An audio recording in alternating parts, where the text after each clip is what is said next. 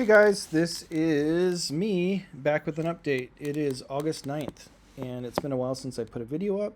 I have shot many videos, and I'm tired. I'm too tired to edit them. I'm too tired to put them up.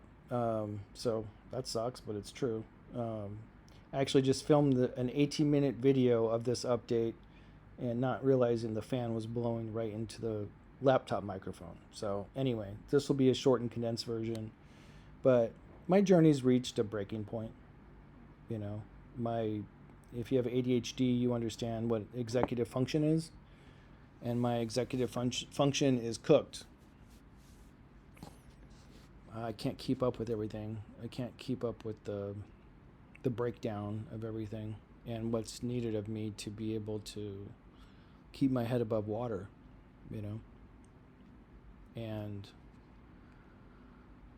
we went to go see a independent film that a past client of mine had made. He was a musician. I did all his brand development for him as an artist, and then each of his albums, so logos and artwork and all the package design and layout that you send to the printer, all the discs. And him and I had a falling out over the last couple years, and it kind of started with me and my girlfriend stopped drinking, and then he was dating this girl, and we really liked her. She was very kind, and then we kind of picked up. He was kind of like wishy-washy about it, and dating other women, and it just felt like she was being used, and that kind of threw me off a little bit. And before that, we had some situations creatively where I was filming a music video for him on a 6K camera, and he's like shooting iPhone footage on the side and then kind of insisting that it's in the video, which would just be weird. I had a whole concept written and everything, and so I didn't do that, and I could tell he seemed a little irritated by it, and but it just brought up a lot of self-examination, I guess. It gave me a glimpse back into what my life was before these big changes, before starting to do shop and deliver, from $100 an hour to $15 an hour.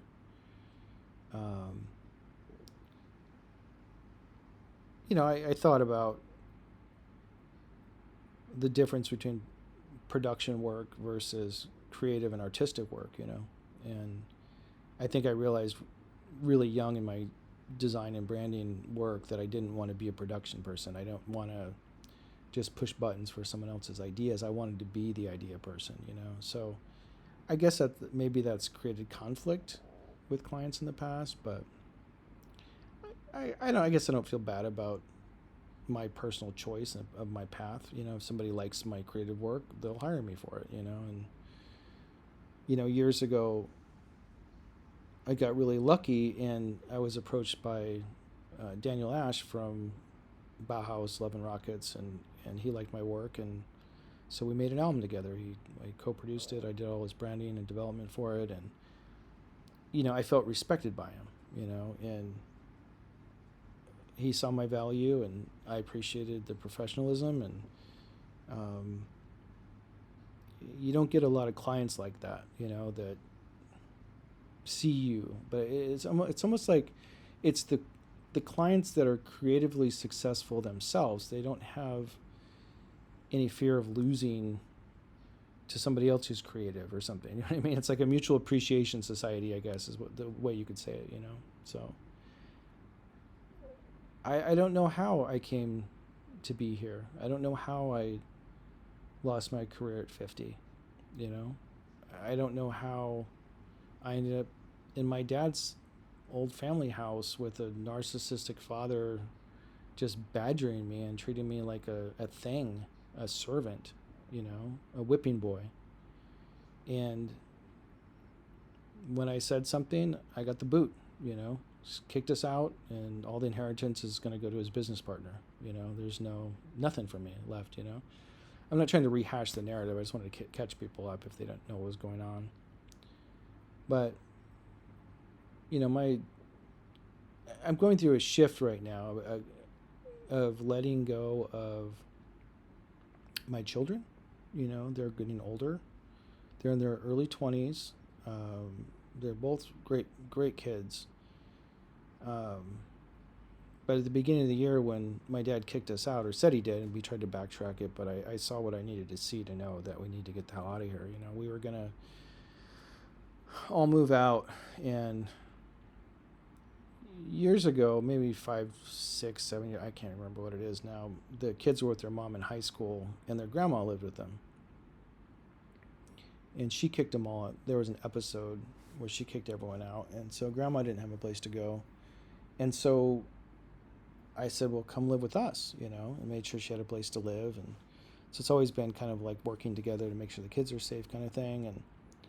And when my dad kicked us out at the beginning of the year, and I had that real high conflict with him, we were supposed to move out together, but eventually grandma just said, no, the rent's cheap here, and I'm just going to stay here. And I was like, you got to be careful. My dad's kind of a dangerous person, And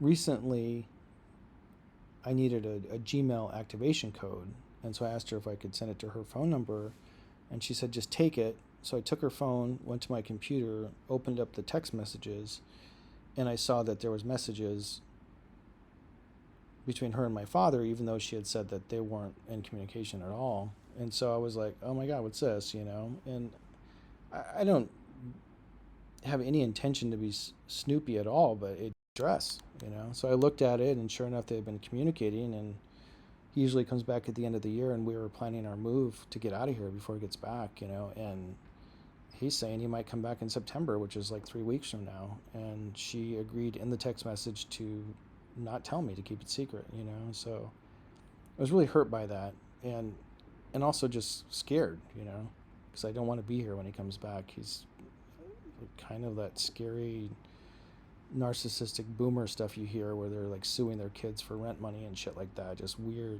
very anti-family shit, I saw my dad's true character for the first time at the beginning of the year, and he's not who I thought he was at all. It's really frightening. And so I told her I felt hurt by that, and she defended herself, and I just told her, I said I thought we were always working together, trying to help each other through situations, and that we were a team. And clearly she kind of feels like she's just kind of looking out for her best needs right now, and that's cool. But again, another wake-up call, more disillusionment on my part, So I just feel like what I'm being called to do is to turn inward, and to focus on myself and my own development, making sure my needs are met. And, my kids have given me that blessing, to move forward. So we're going to try to move somewhere nearby. It's got to be cheap and affordable. I mean, my girlfriend just became the manager of a hotel, but between what I'm working with my shop and delivers, and what she's doing, and the way rent prices are right now, we're going to have to definitely find something affordable, So anyway, I just wanted to give everyone an update, and I will keep you posted on how things are moving forward here soon. All right, bye.